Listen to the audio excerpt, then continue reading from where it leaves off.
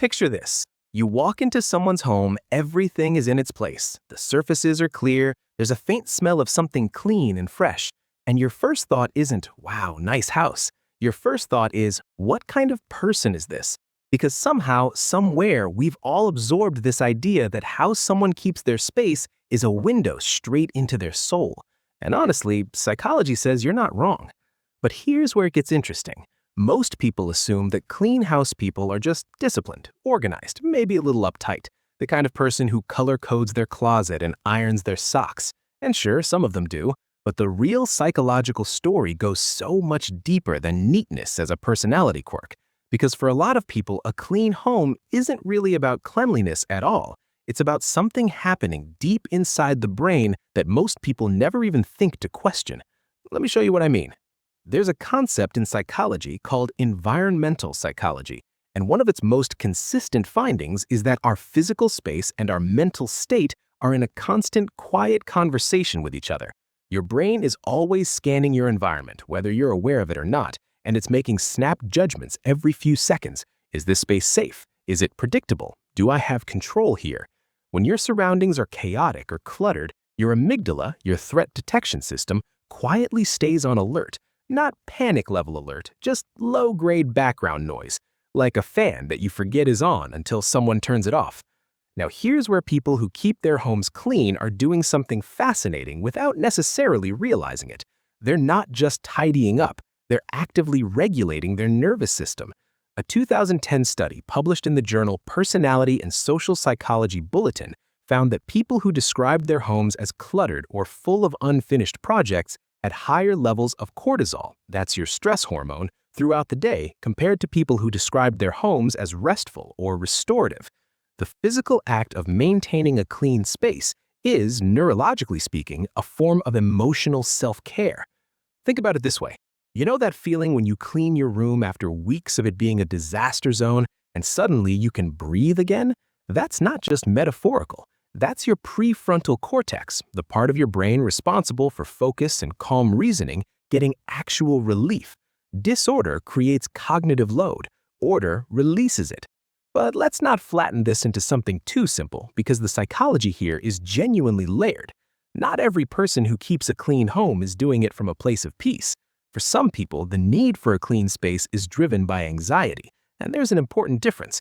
When cleaning becomes a way to feel in control during moments when life feels chaotic, it shifts from a healthy habit into something more like a coping mechanism. Psychologists call this behavioral regulation under stress, and it shows up everywhere. You're going through a hard breakup and suddenly you're reorganizing your kitchen cabinets at midnight.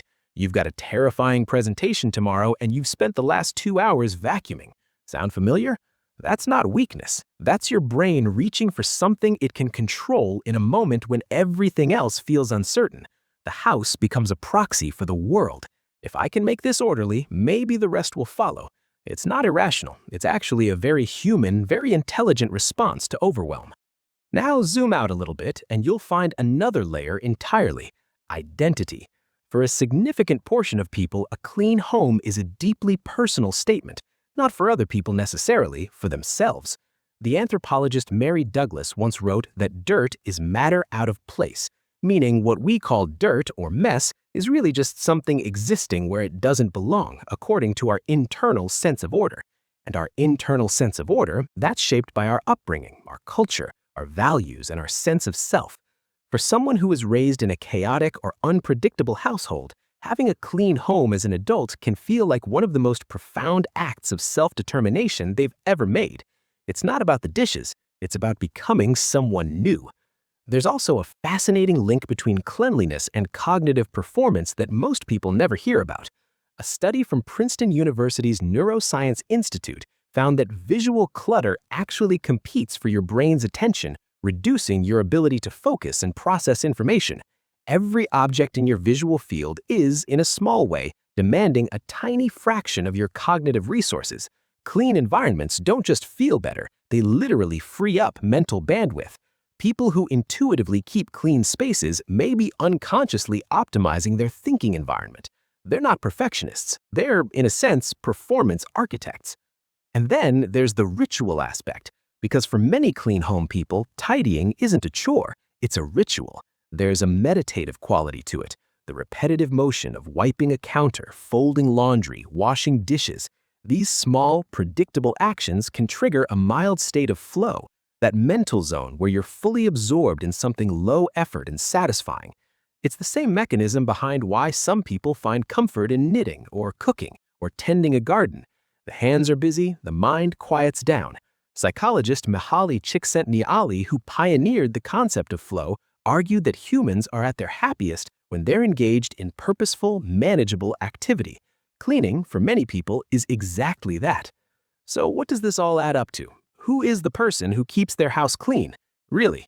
They might be someone with a highly sensitive nervous system who's learned, consciously or not, that their environment is the easiest variable to manage. They might be someone healing from a chaotic past, from a stressful week, from a life that once felt out of control. They might be someone who simply thinks better in open spaces, who finds genuine peace in a clear counter, who's turned a mundane act into something almost spiritual. They might be a little anxious, a little perfectionist, or deeply, genuinely at peace with who they are. And maybe you recognize yourself in one of those descriptions. Maybe you're the person who can't sit down to work until the desk is clear, or who wipes the counter down every night before bed like a small, quiet prayer. Maybe it drives your partner crazy, or maybe no one else in your life even notices. But now you know something about yourself that goes beyond, "I just like things clean." You're communicating with your brain. You're shaping your mental state through your physical space. You're enacting, in some small and underrated way, a form of self-mastery. There's something worth honoring in that. In a world that's noisy and uncertain and often completely out of our hands, the fact that you can walk into a room you've made calm and breathe is not a small thing. So the next time someone teases you for wiping the counter again, just smile. You're not being obsessive. You're being human in one of the most quietly intelligent ways there is. If this hit close to home, I'd love to know, are you a clean space person, and when did you first notice it? Drop it in the comments. And if you want more of this kind of deep dive into the hidden psychology of everyday behavior, you know what to do.